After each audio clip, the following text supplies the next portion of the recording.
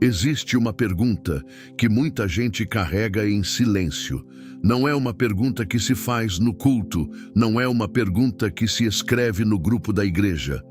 É uma pergunta que aparece tarde da noite, quando a casa está quieta e o coração está pesado demais para fingir que tudo está bem. A pergunta é esta: até quando? Até quando eu preciso aguentar? Até quando Deus vai me pedir para ficar num lugar que está me destruindo por dentro? Antes de qualquer coisa, preciso dizer uma coisa com toda a clareza que tenho. Essa pergunta não é falta de fé. Essa pergunta não é fraqueza espiritual. Essa pergunta é o clamor de uma alma que ainda acredita que Deus tem uma palavra sobre o que ela está vivendo. E Deus tem. Mas essa palavra não é o que muita gente dentro da igreja quer que você ouça. Porque a resposta de Deus para essa pergunta é mais complexa, mais profunda e muito mais honesta do que qualquer slogan que já te disseram sobre casamento. Hoje a gente não vai falar sobre casamento como instituição. Não vai ser uma aula sobre o que o matrimônio representa profeticamente. A gente vai falar sobre algo que a maioria dos púlpitos evita com cuidado cirúrgico. O que acontece quando um casamento, em vez de ser lugar de formação, se torna lugar de destruição? O que a palavra de Deus tem a dizer para a pessoa que acorda todo dia ao lado de alguém e sente que está morrendo por dentro? Não de uma morte dramática, mas de uma morte lenta, silenciosa, feita de humilhações repetidas, de isolamento, de violência que não deixa marca visível, mas que vai apagando a identidade de quem sofre? Malaquias 2,16 é o versículo que todo mundo usa quando o tema é divórcio. Porque eu odeio o divórcio, diz o Senhor. E essa frase tem sido usada como corrente, como gaiola, como sentença, mas ninguém lê o versículo inteiro. A segunda parte diz assim, na tradução mais fiel ao hebraico: e odeio aquele que cobre sua veste de violência. Deus disse as duas coisas no mesmo fôlego. Ele odeia o divórcio e odeia a violência. E quando você coloca as duas verdades juntas, a pergunta muda completamente. Porque a questão não é mais: Deus vai me perdoar se eu sair? A questão passa a ser: Deus aprova que eu fique sendo destruído? A resposta honesta é não. Não aprova. E chegou a hora de entender por quê. Há uma cena no livro de Êxodo que pouca gente conecta a esse tema.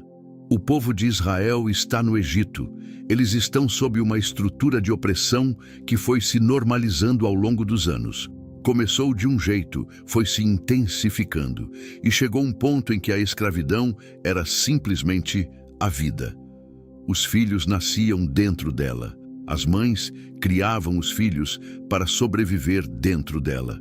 Não havia horizonte, não havia expectativa de mudança. E em Êxodo 2:23 está escrito algo que precisa ser lido com atenção. E os filhos de Israel gemeram por causa da servidão e clamaram. E o seu clamor subiu a Deus. Você percebe o que aconteceu ali? Não foi uma oração elaborada, não foi um jejum de 40 dias, foi um gemido, um grito nascido da dor. E esse grito chegou até Deus. E Deus ouviu, e Deus se moveu. O que isso tem a ver com casamentos que destroem a alma? Tudo. Porque muita gente está gemendo dentro de 4 paredes e foi ensinada que esse gemido não tem valor espiritual. Que ela precisa orar mais bonito, perdoar mais rápido, servir com mais alegria. E o que a Escritura mostra é que Deus ouve o gemido do oprimido antes mesmo que o oprimido saiba como verbalizar o que está sentindo. Mas há outra dimensão nessa cena que é ainda mais importante. Quando Deus chama Moisés na sarça ardente e manda ele ir ao faraó, ele diz uma coisa que revela o coração divino sobre situações de opressão. Eu vi a aflição do meu povo, ouvi o seu clamor e desci para o livrar. Deus não disse, desci para que eles aprendessem a suportar melhor. Deus disse que desceu para libertar. Existe uma diferença enorme entre suportar uma prova que te forma e suportar uma prisão que te deforma. E essa diferença importa mais do que qualquer fórmula teológica que já te ensinaram.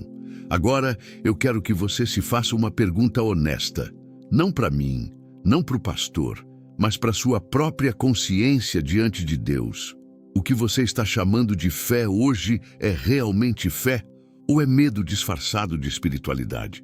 Porque existe uma diferença fundamental entre ficar num casamento difícil por obediência genuína à palavra de Deus, com esperança real, com buscas concretas de restauração, e ficar num casamento que está destruindo sua identidade, sua saúde mental, sua relação com Deus, porque você tem medo do julgamento das pessoas, medo de ficar sozinho, medo do que vão dizer sobre você no banco da igreja.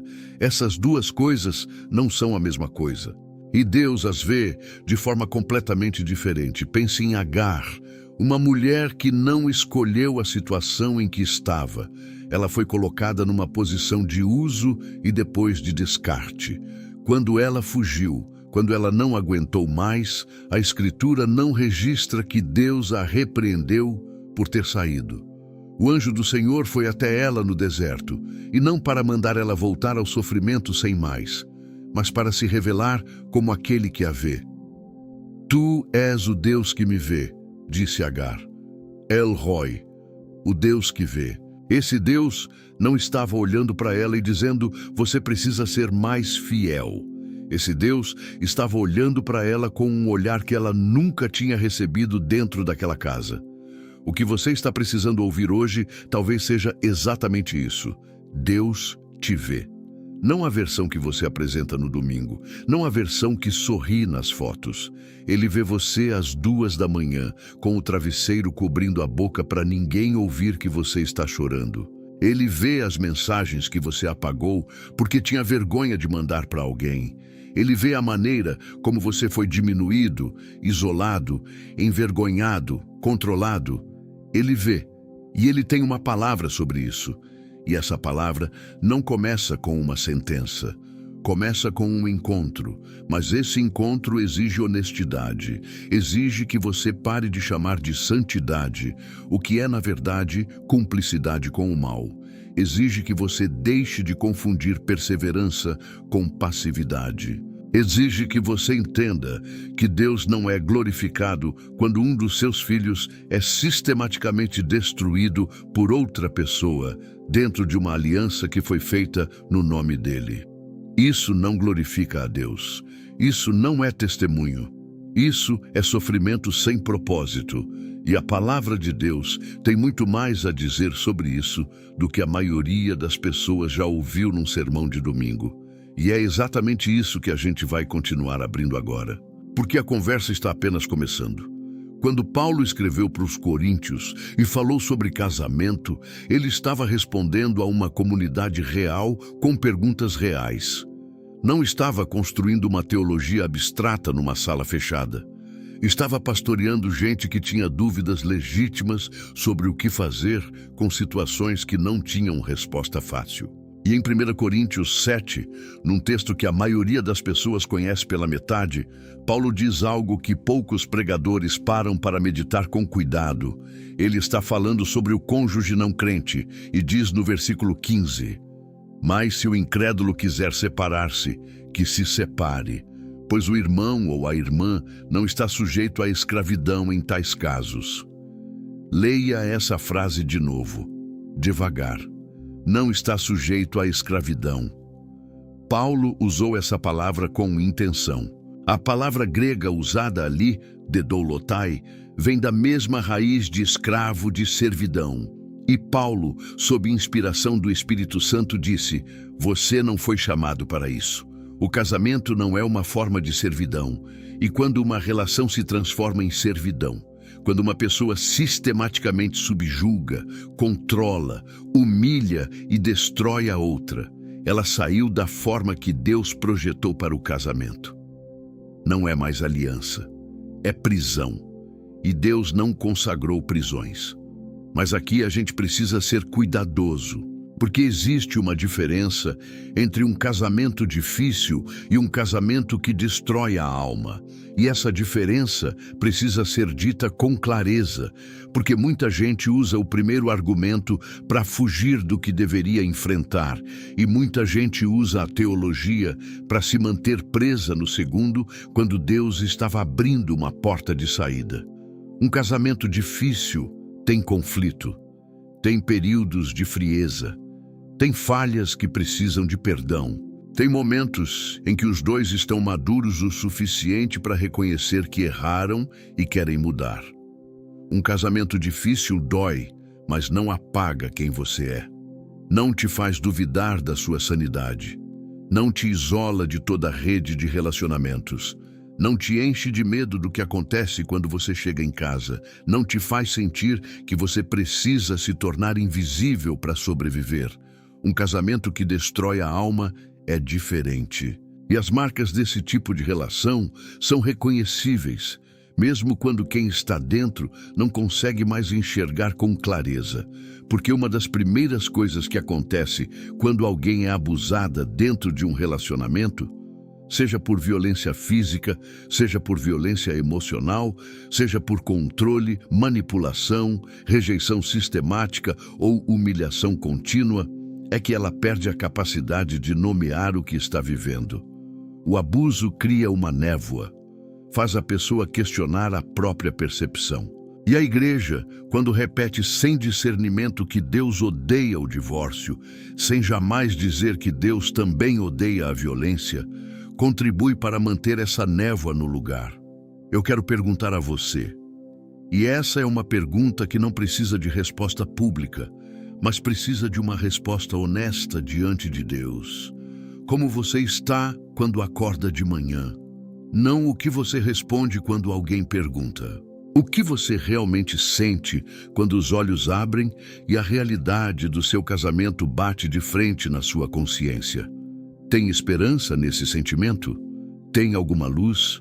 Ou tem um peso que você já não consegue mais nomear, mas que está lá, todo dia, roubando sua disposição antes mesmo que o dia comece? Esse peso tem nome, e Deus não quer que você aprenda a carregá-lo mais eficientemente. Ele quer te encontrar nele. O profeta Ezequiel recebeu uma visão que é perturbadora na sua honestidade. No capítulo 34, Deus está falando com os pastores de Israel, os líderes que deveriam cuidar do rebanho, e ele os acusa com uma precisão que dói.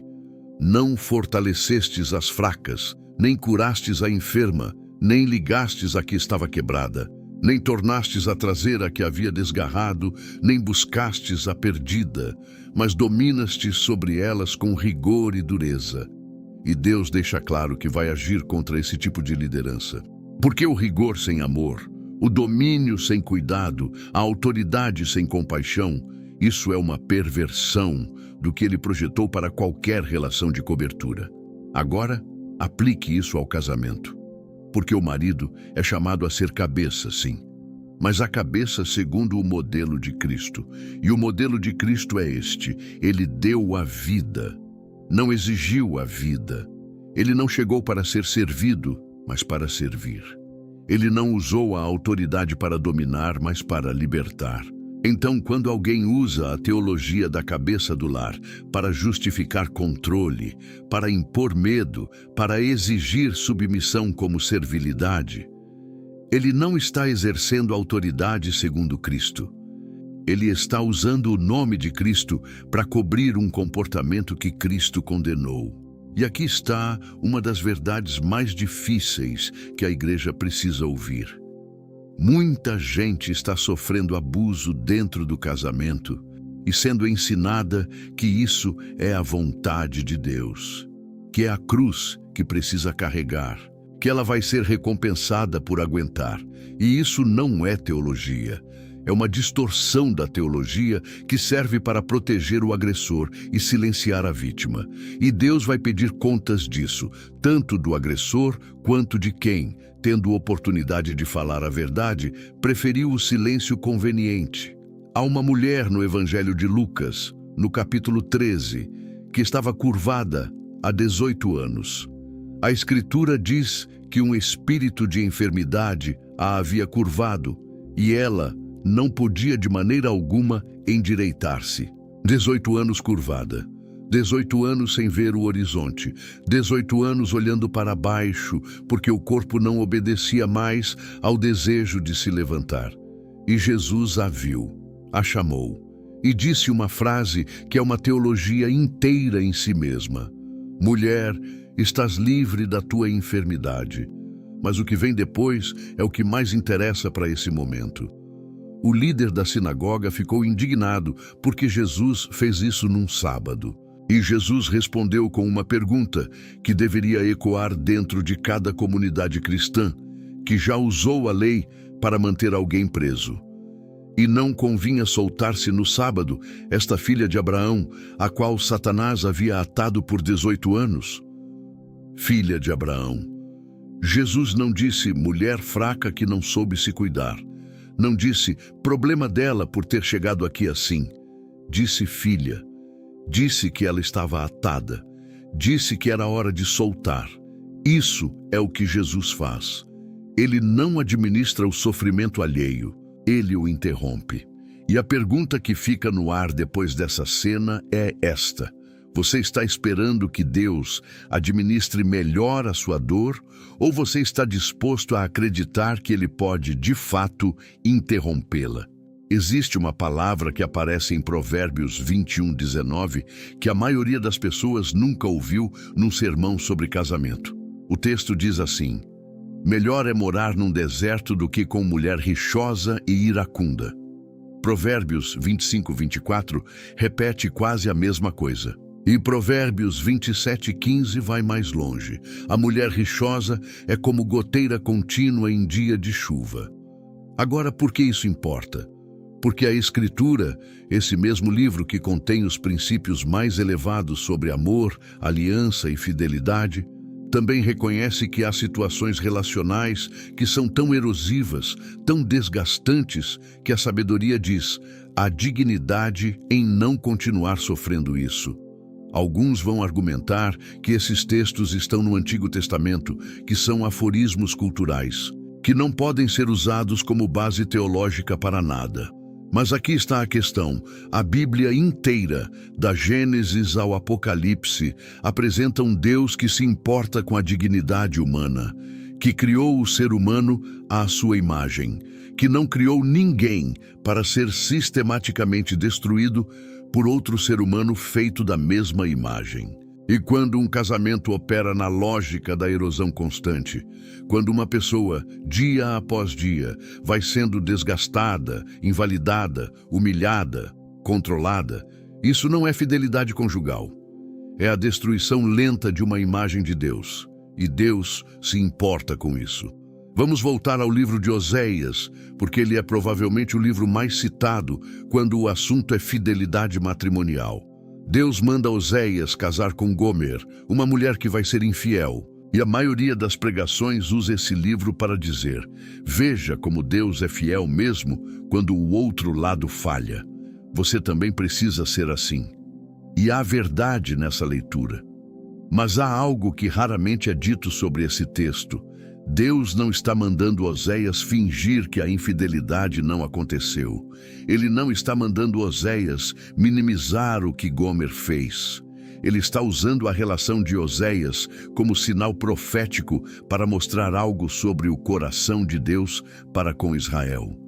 Isso é contexto. Isso é propósito profético específico. E generalizar esse texto para dizer que toda pessoa traída, toda pessoa abusada, toda pessoa que vive num casamento que a destrói, precisa simplesmente ser Oséias, é um erro hermenêutico grave com consequências pastorais devastadoras. Porque a maioria das pessoas que está num casamento destrutivo não está ali por uma missão profética, está ali por medo, por vergonha, por ter sido convencida de que sair seria pecado, por não ter suporte emocional, financeiro ou espiritual para sair. E quando a igreja usa o texto de Oséias sem esse discernimento, ela não está pastoreando, Ela está usando a palavra de Deus para manter gente presa. Agora eu quero que você pense numa coisa muito concreta. Você conhece alguém, ou talvez você mesmo seja essa pessoa, que passou anos rezando pela restauração de um casamento. Anéis de jejum, de oração, de aconselhamento, anos pedindo a Deus que mudasse o outro. E o outro não mudou. Não porque Deus não pode mudar pessoas, Ele pode e muda, mas porque a mudança genuína exige arrependimento genuíno. E arrependimento genuíno exige que a pessoa reconheça que errou. E há pessoas que, por escolha própria, recusam esse reconhecimento, que continuam no padrão, que continuam machucando, que usam o perdão do outro como permissão para continuar no mesmo comportamento. O que a Escritura diz sobre isso? Em Mateus 18, Jesus dá uma instrução muito específica sobre como lidar com o pecado dentro da comunidade. Ele fala em ir até a pessoa, depois levar testemunhas, depois levar à igreja. E no versículo 17, depois de todo esse processo, ele diz: se não ouvir também a igreja, considera-o como gentio e publicano. Em outras palavras, há um ponto em que o processo de restauração encontra o limite da recusa. E quando esse limite é alcançado, Jesus não manda a vítima continuar tentando infinitamente. Ele reconhece que há situações em que a pessoa do outro lado fechou a porta. Isso não é permissão para abandono fácil. É sabedoria pastoral para situações onde o outro lado escolheu sistematicamente não mudar. Mas há outra pergunta que precisa ser feita nesse ponto, e ela é incômoda, mas necessária. Você tem buscado ajuda de fora? Não apenas oração solitária, mas aconselhamento profissional, suporte pastoral real, comunidade que possa caminhar com você? Porque uma das armadilhas mais comuns em casamentos destrutivos é o isolamento. O agressor, conscientemente ou não, vai removendo aos poucos as conexões da outra pessoa, vai criando dependência, vai fazendo com que o ambiente do casal se torne o único ambiente em que a pessoa existe. E quando isso acontece, a percepção da realidade fica distorcida. O que é abusivo começa a parecer normal. O que é cruel começa a parecer merecido. E aí é quando a mentira se instala com mais profundidade. A mentira de que isso é a vontade de Deus. Não é. Elias, depois do confronto no Carmelo, fugiu. Não foi uma fuga de covardia. Foi o colapso de um homem que tinha dado tudo e não tinha mais nada. Ele se sentou debaixo de uma árvore e pediu para morrer. Basta, Senhor, ele disse. E o que Deus fez? Não pregou, não repreendeu, não disse, você deveria ter mais fé. Um anjo tocou nele e disse, levanta e come, porque o caminho é longo demais para ti. Deus reconheceu o esgotamento do seu servo, alimentou-o, deixou-o dormir de novo. E depois de 2 momentos de descanso, de comida e de cuidado, é que veio a próxima instrução. Isso é o que Deus faz com quem está destruído. Ele não exige desempenho de quem está em colapso. Ele aparece com pão e água no deserto, e só depois que a pessoa tem forças, ele fala sobre o que vem a seguir. Você está destruído? Você está no fim das suas forças? Então talvez o que você precisa antes de mais nada não seja mais uma palavra sobre o que você deveria fazer no seu casamento. Talvez o que você precise seja sentir que Deus chegou no seu deserto, que Ele te vê, que Ele sabe que o caminho foi longo demais e que Ele tem pão para te dar antes de falar qualquer coisa sobre o próximo passo. Tem um momento na vida de Davi que raramente aparece nas pregações sobre casamento, mas que é revelador sobre como Deus enxerga certas relações. Davi tinha uma esposa chamada Mical, filha de Saul. No início, a Escritura diz que ela o amava. Mas ao longo dos anos, algo mudou dentro dela. E no capítulo 6 de 2 Samuel, quando Davi dança diante do Senhor com toda a força ao trazer a arca de volta a Jerusalém, num momento de adoração pura, de alegria genuína. A Bíblia diz que Mical olhou pela janela e desprezou-o no seu coração. Depois, quando Davi voltou para casa, ela foi ao encontro dele com sarcasmo, com escárnio, com uma frieza que não era sobre a dança, era sobre quem Davi era. E a Escritura registra algo perturbador. E Mical, filha de Saul, não teve filhos até ao dia da sua morte. Não é uma maldição no sentido dramático, é uma consequência. A esterilidade aqui é sinal de algo que já havia se instalado na relação, uma distância que não era só física, mas espiritual, emocional, fundamental. Mical havia deixado de ser companheira e havia se tornado juíza. Havia trocado o amor pelo controle da narrativa, pela necessidade de diminuir. E essa dinâmica, a de um cônjuge que sistematicamente menospreza o outro, que usa o escárnio como arma, que vê a alegria do outro e a enxerga como fraqueza, essa dinâmica tem nome e ela destrói casamentos de dentro para fora. O desprezo. Pesquisadores que estudam relações conjugais, e aqui a ciência conversa com a Escritura sem contradição, identificaram o desprezo como o maior preditor de dissolução de um casamento.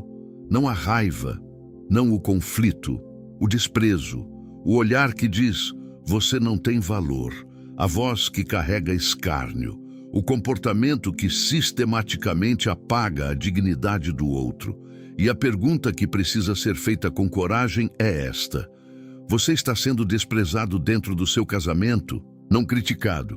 Crítica, mesmo que dura, ainda reconhece que você existe como pessoa. Desprezado. Tratado como se sua perspectiva, seu sentimento, sua identidade não merecessem sequer consideração. Isso importa, porque não existe aliança genuína onde há desprezo sistemático. O desprezo é o oposto do que Paulo descreve em 1 Coríntios 13. O amor não se comporta inconvenientemente, não busca os seus próprios interesses, não se irrita, não suspeita mal. O amor vê o outro. O desprezo apaga o outro. E quando o apagamento se torna padrão, quando a pessoa ao seu lado passou a existir para você como um obstáculo, um inconveniente, um objeto de vergonha, o que está em curso não é um casamento com problemas, é a destruição de uma aliança por dentro. Agora, há algo que precisa ser dito com igual peso para quem está do outro lado dessa equação, para quem está sendo chamado a enxergar a si mesmo nessa descrição. Porque nem todo mundo que ouve uma mensagem assim está na posição de vítima. Alguns estão na posição de Mical. Alguns entraram no casamento com amor e ao longo dos anos foram construindo dentro de si um edifício de amargura, de ressentimento não resolvido, de expectativas frustradas que nunca foram conversadas. E esse edifício começou a se expressar em formas que machucam, em comentários que diminuem, em silêncios que punem, em gestos que comunicam, você me decepciona, sem nunca dizer isso com palavras. Se você é essa pessoa e a consciência de Deus é boa o suficiente para te mostrar isso agora, então a mensagem que você precisa ouvir não é sobre o que o outro precisa mudar. É sobre o que está vivo dentro de você que precisa de cura antes que seja tarde demais. Porque o coração amargo não afeta só o casamento. Ele afeta a sua relação com Deus. Ele seca o que deveria ser fértil. E Hebreus 12:15 diz isso com precisão cortante. Olhando com diligência para que não haja algum que se prive da graça de Deus, para que nenhuma raiz de amargura brotando vos perturbe e muitos sejam contaminados por ela. A raiz de amargura contamina, e ela contamina em silêncio, de dentro para fora, até que o que era amor vire cinza. Então a pergunta não é só, o meu casamento está me destruindo. A pergunta complementar é, eu estou destruindo o meu casamento? E essas duas perguntas precisam de honestidade radical diante de Deus, não de respostas defensivas. Voltemos à questão central. Há situações onde a destruição vem de fora, o cônjuge que abusa, que controla, que humilha. Há situações onde a destruição vem de dentro, o padrão que você construiu, a amargura que você alimentou, o distanciamento que você escolheu. E há situações onde as duas coisas estão presentes ao mesmo tempo, onde os dois lados contribuíram para criar um ambiente que não é mais habitável espiritualmente. E nenhuma dessas situações tem resposta fácil. Mas todas elas têm uma coisa em comum: precisam de Deus no centro da análise, não de fórmulas religiosas nas bordas, porque a fórmula religiosa diz ora mais, e orar mais é necessário. Mas Deus às vezes responde à oração não mandando você continuar exatamente onde está. Às vezes, Ele responde dando discernimento para você ver o que está acontecendo com clareza. Às vezes, Ele manda alguém que fala a verdade que você precisava ouvir. Às vezes, a resposta da oração é a coragem para tomar uma decisão que você estava evitando por medo. Há uma mulher em Números 27 que raramente aparece em pregações, mas que representa algo poderoso sobre dignidade, voz e presença diante de Deus. As filhas de Zelofeade. Seu pai havia morrido sem filhos homens, e a lei dizia que a herança passaria para outro. Mas elas foram até a tenda da congregação, até a presença de Moisés, dos líderes de toda a congregação, e apresentaram o caso delas. Por que há de ser tirado o nome de nosso pai do meio da sua família, por não ter tido filho varão? Elas não ficaram em silêncio. Elas levaram a questão até Deus, e a resposta de Deus foi direta. Bem falam as filhas de Zelofeade. Elas tinham razão, e Deus mudou a lei. Isso me interessa profundamente, porque essas mulheres viviam numa cultura que as silenciava. Tinham todos os motivos para aceitar que assim são as coisas, mas elas apresentaram o caso. Elas falaram, e Deus as ouviu e validou o que elas sentiram. Você tem apresentado o seu caso a Deus? Não um pedido genérico de melhora. O caso real. O que está acontecendo de fato. A dor real. A situação real. Porque Deus responde com mais precisão do que qualquer fórmula quando a gente chega com honestidade. Existe algo que acontece com a alma de uma pessoa que vive por muito tempo num ambiente de destruição relacional que vai muito além do emocional. Algo espiritual se move. E não é no sentido de crescimento, é no sentido de fechamento. Quando alguém é repetidamente humilhado, rejeitado, controlado ou diminuído por quem deveria ser seu lugar mais seguro no mundo, a alma começa a construir muros. Muros que começaram como proteção e que, com o tempo, se tornam prisão. Muros que isolam não apenas da pessoa que machuca, mas de toda a possibilidade de intimidade, inclusive com Deus. Isso precisa ser dito porque é um dos efeitos mais invisíveis e mais devastadores de casamentos destrutivos. A pessoa começa a ter dificuldade de confiar em Deus. Não de forma declarada, não de forma teológica. Ela continua indo ao culto, continua cantando, continua repetindo as afirmações corretas, mas lá dentro, num nível que ela mal consegue nomear, algo está partido. Porque o primeiro lugar em que experimentamos cobertura, proteção e amor humano é dentro de uma relação de intimidade. E quando essa relação se torna lugar de ferida, em vez de lugar de cura, o modelo interno que a pessoa tem de cobertura amorosa fica distorcido. E isso contamina a forma como ela enxerga a Deus. João escreveu algo no seu Evangelho, no capítulo 4, que vai nessa direção de uma maneira que poucos percebem. A mulher samaritana no poço não era simplesmente uma mulher com problemas conjugais. Ela era uma mulher cujos relacionamentos haviam sido sistematicamente marcados pela instabilidade, pela ruptura, pela incapacidade de encontrar o que a alma precisava. 5 maridos, e agora vivia com alguém que não era seu marido. Não é descrição de imoralidade gratuita. É descrição de uma alma que continuou procurando em lugares humanos o que só a fonte de água viva poderia dar. E Jesus não chegou até ela com condenação. Chegou com uma pergunta: dá-me de beber. Ele iniciou a conversa pedindo algo dela, colocando-a numa posição de dignidade, não de julgamento. E ao longo do diálogo, ele foi revelando que a conhecia, que sabia de tudo o que ela havia vivido e que mesmo assim estava ali, não para a usar, não para a diminuir, para lhe oferecer algo que aquela série de relações nunca havia conseguido dar: água que sacia de verdade. O que isso tem a ver com casamentos que destroem a alma? Tudo, porque depois de anos num casamento destrutivo, a pessoa chega a um ponto onde não consegue mais acreditar que é possível ser amado sem ser usado. Não consegue mais imaginar o que é ser respeitado, valorizado, ouvido. E quando chega a essa conclusão, quando ela é internalizada como "isso é o que eu mereço" ou "isso é o que o amor é", o maior trabalho de restauração que precisa acontecer não é conjugal. É interno.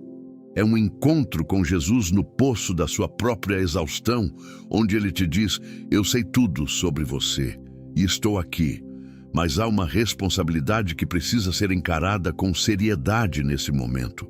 Porque é muito fácil e muito humano usar o sofrimento real como justificativa para escolhas que não vêm de Deus. É fácil sair de um relacionamento destrutivo e entrar em outro igualmente destrutivo, porque os muros foram construídos, o discernimento foi comprometido, e a urgência de não estar mais sozinho fala mais alto do que a voz do Espírito. E aí o ciclo se repete. E a pessoa carrega consigo a narrativa de que Deus a abandonou, quando o que aconteceu foi que ela correu da ferida direto para outra ferida, sem parar para deixar Deus agir no meio. Romanos 12:2 não é um versículo sobre mentalidade positiva. É uma instrução espiritual séria. Não vos conformeis com este século, mas transformai-vos pela renovação da vossa mente. A mente precisa ser renovada. E a renovação da mente não acontece instantaneamente quando a situação muda.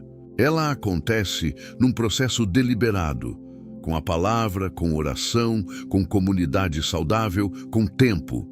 Isso é o que separa a restauração genuína da repetição do ciclo. Então, há uma pergunta tripla que precisa ser feita nesse estágio. Primeira, o que você está carregando da sua história que está moldando o que você aceita como normal? Segunda, você já levou isso a Deus com honestidade? Não o pedido de melhora da situação, mas o interior que está carregado de feridas antigas? Terceira, você tem uma comunidade, um pastor, um conselheiro, amigos que caminhem contigo na fé, que conhece de verdade o que você está vivendo e que tem condições de falar a verdade com amor? Porque o isolamento é o terreno onde a mentira mais cresce. E a mentira que o inimigo planta num casamento destrutivo é esta: isso é tudo que você merece, que você é o problema, que se você fosse diferente, melhor, mais submisso, mais paciente, aí o outro mudaria. E essa mentira é irmã gêmea de outra, que Deus está do lado do agressor, por causa de um versículo tirado de contexto. Não está. Deus é defensor do oprimido. O Salmo 68:5 chama Deus de Pai dos órfãos e Juiz das viúvas. Não é figura de linguagem, é declaração de caráter. Deus está do lado de quem está sendo destruído, e Ele vai agir. Mas Ele age através de meios concretos, através de pessoas, de decisões, de intervenções que às vezes exigem coragem de quem está sofrendo. A coragem de pedir ajuda, a coragem de contar a verdade, a coragem de sair de um lugar que está te matando, mesmo que isso custe o conforto da aparência. A coragem de confiar que Deus tem um futuro que não é definido pelo passado que você viveu. Isso não é mensagem de motivação, isso é pastoreio. Porque a função do pastor segundo Ezequiel 34, é buscar a perdida, fortalecer a fraca, curar a enferma e trazer de volta a que desgarrou. E você pode ter desgarrado não por rebeldia, mas por exaustão. Você pode ter perdido o rumo não porque não queria a Deus, mas porque estava sobrevivendo. E o pastor que representa Cristo não olha para você com onde você estava. Ele olha para você com eu fui te buscar. Chegou a hora de falar sobre algo que é urgente, porque a maioria das mensagens sobre esse tema para antes disso. Elas falam sobre sofrimento, sobre paciência, sobre oração. E então terminam com confie em Deus. E confiar em Deus é real e necessário. Mas confiar em Deus não é o mesmo que não fazer nada. A fé bíblica nunca é passividade. A fé bíblica move pessoas a agir, a decidir, a se levantar. Ruth tomou uma decisão. Não esperou que a situação se resolvesse sozinha. Diante da morte do marido, da perspectiva de voltar para o seu povo, da incerteza do futuro, ela disse: onde tu morreres, morrerei eu e ali serei sepultada. Ela escolheu. Com tudo aberto e incerto à frente, ela escolheu a direção. E Deus honrou essa escolha. Não porque Ruth tinha garantias, ela não tinha nenhuma, mas porque ela agiu na direção que a fé lhe indicava, e Deus trabalhou dentro dessa ação. A fé que Deus honra não é a fé que espera tudo pronto antes de se mover. É a fé que dá o próximo passo, mesmo sem ver o mapa completo. E aqui está o ponto mais difícil desta mensagem inteira. Para algumas pessoas que estão ouvindo agora, o próximo passo que Deus está indicando não é continuar exatamente onde estão. Para algumas pessoas, o próximo passo é buscar ajuda especializada, um conselheiro, um pastor com discernimento real, uma casa de apoio, uma rede de proteção. Para algumas pessoas, o próximo passo é ter uma conversa que foi adiada por anos, com testemunhas, com suporte, com clareza sobre o que está acontecendo.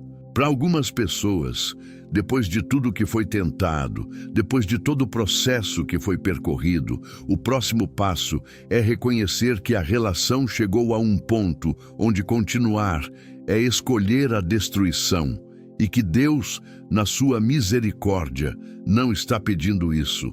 Isso precisa ser dito com todos os cuidados possíveis. Não é uma licença para sair de casamentos difíceis sem discernimento. Não é uma mensagem que aplaude ruptura fácil. O casamento é aliança sagrada e deve ser protegida com seriedade. Mas há situações em que proteger a aliança significa reconhecer que o outro lado já a rompeu. Através de violência, de adultério, de abandono sistemático, de abuso que não cessa apesar de todo o processo de busca por restauração. E quando a aliança foi rompida pelo outro, a pessoa que ficou não está traindo Deus ao reconhecer essa realidade. Paulo diz em 1 Timóteo 5:8, uma coisa sobre provisão e cuidado. Se alguém não tem cuidado dos seus, e especialmente dos da sua família, negou a fé, e é pior do que o infiel. Isso é uma afirmação sobre responsabilidade dentro das relações mais próximas. Cuidar dos seus é obrigação espiritual, e quando alguém sistematicamente se recusa a cuidar, quando pelo contrário, usa a proximidade para destruir, esse padrão não é algo que a outra pessoa é chamada a endossar indefinidamente em nome de uma teologia de fidelidade descontextualizada. Mas há ainda outra dimensão que precisa ser tocada. Porque muitas vezes, dentro de casamentos destrutivos, há filhos. E a conversa sobre o que fazer fica ainda mais complexa quando há crianças envolvidas. A narrativa que circula na igreja é que ficar pelos filhos é sempre a decisão mais sagrada. Mas há uma pergunta que ninguém faz. O que estão aprendendo esses filhos sobre amor, sobre respeito, sobre o que é uma relação saudável enquanto crescem dentro de um ambiente de destruição? O que vai se instalar no modelo interno deles sobre o que é normal numa relação íntima? filhos que crescem em ambientes de violência, mesmo a violência que não deixa marca física, a violência emocional, o controle, a humilhação constante, carregam isso para a vida adulta. As pesquisas são claras nisso, e a Escritura também tem algo a dizer sobre isso através de um princípio que aparece repetidamente. Os padrões se transmitem, não por maldição genética, por aprendizado, por normalização, por ausência de um modelo diferente. Isso não é argumento para ruptura irresponsável, é argumento para honestidade sobre o que está sendo transmitido. Para alguns, ficar pelos filhos é a coisa mais nobre que podem fazer. E estão caminhando juntos, buscando ajuda, trabalhando a relação de verdade. Para outros, ficar pelos filhos se tornou justificativa para não agir, enquanto os filhos absorvem tudo o que está acontecendo em silêncio. Em 2 Samuel 13, a Escritura registra uma das histórias mais perturbadoras do Antigo Testamento. Tamar, filha de Davi, é violentada pelo próprio irmão Amnon. E o que faz o rei Davi quando descobre? O texto diz que ele ficou muito irado, mas não afligiu o espírito de seu filho Amnon, porquanto o amava. Ele não agiu. Ele tinha poder para agir, e não agiu. E Tamar, depois do trauma, foi morar na casa de seu irmão Absalão, assolada. O texto usa essa palavra, assolada, devastada. E o silêncio de Davi é corresponsável por isso. Há pessoas em posição de Davi nessa história, com poder de agir, com recursos de agir, com influência para intervir, e que preferem o silêncio porque agir tem custo. E o custo do silêncio é que alguém fica assolado enquanto o agressor segue sem consequência. Isso é para pastores, para líderes, para familiares que sabem o que está acontecendo e estão olhando de longe. O silêncio não é neutro. O silêncio é cumplicidade. E Deus vai pedir contas do silêncio de quem teve voz e escolheu não usá-la. Há um texto no livro de Isaías que não foi escrito sobre casamento, mas que fala sobre tudo que envolve o que a gente esteve conversando. Isaías 61, 1-3. É o texto que Jesus citou na sinagoga de Nazaré como a declaração da sua missão.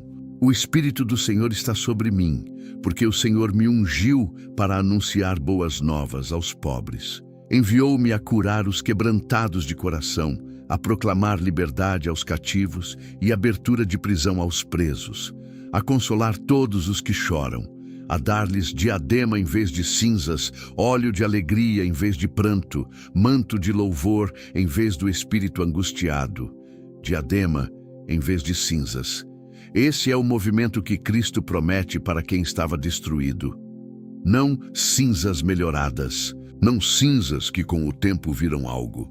Diadema, uma troca completa, uma reversão, uma identidade nova que não é construída em cima do que sobrou da destruição, mas que é dada por Deus como declaração de quem você é agora.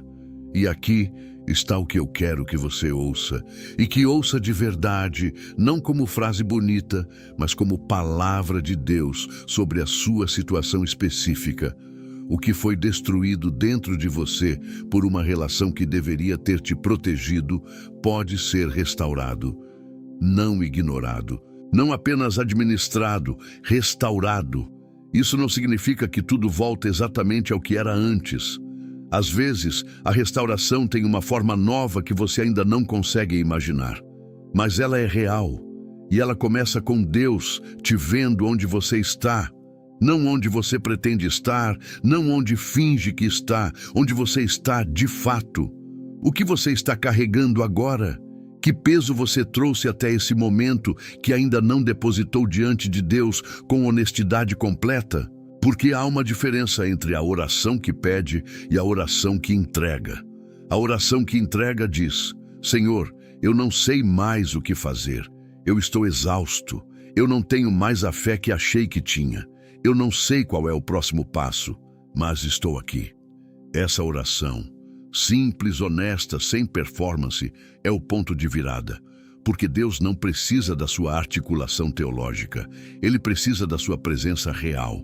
E a sua presença real diante de Deus hoje inclui tudo que você foi tentado a esconder. A raiva que você sentiu e teve vergonha de sentir. A exaustão que foi além do que você poderia suportar.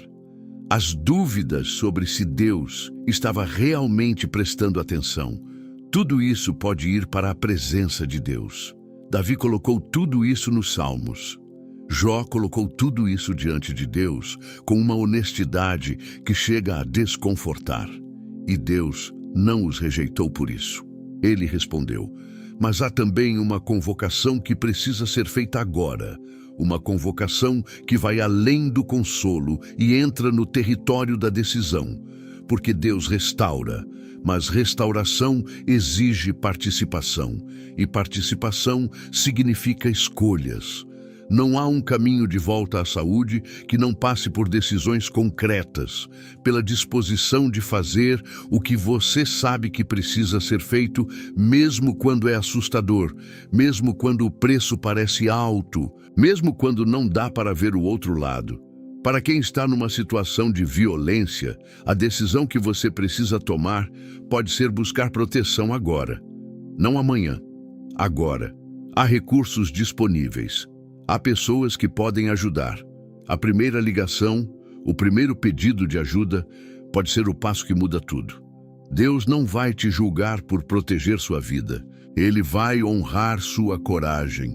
Para quem está numa situação de erosão lenta, onde nada é gritante, mas tudo está morrendo, a decisão pode ser buscar aconselhamento pastoral sério, ser honesto com alguém de confiança sobre o que está vivendo, e parar de normalizar o que não é normal, porque o silêncio que protege a imagem do casamento à custa da sua alma não é fidelidade, é autoengano.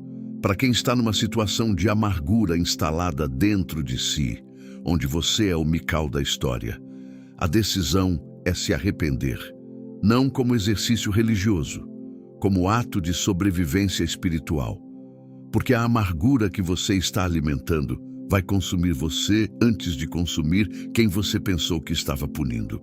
E o perdão que você está adiando não é para o outro, é para a sua própria libertação. E para quem está simplesmente exausto, que não sabe se está dentro ou fora, que não sabe se é vítima ou agressor, que está tão confuso que mal consegue distinguir o que é real, a convocação é mais simples ainda. Volte para a presença de Deus. Não para a performance religiosa, para a presença, com honestidade, com tudo que você é. E deixe que Ele reorganize o que está desordenado dentro de você antes de tentar reorganizar o que está fora.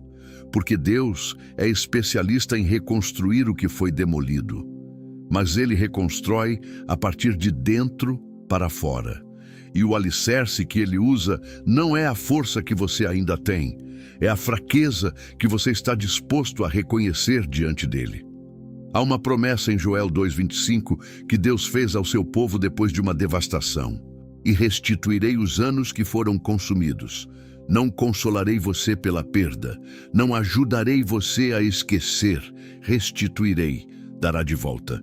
O que foi consumido, anos, identidade, alegria, fé, confiança, pode ser restituído. Não necessariamente da mesma forma, mas de forma real. De forma que você possa olhar para trás e dizer: Deus transformou minha dor em algo que eu nunca imaginei ser possível. Isso não apaga o que aconteceu, mas significa que o que aconteceu não tem a última palavra sobre quem você é e para onde você vai.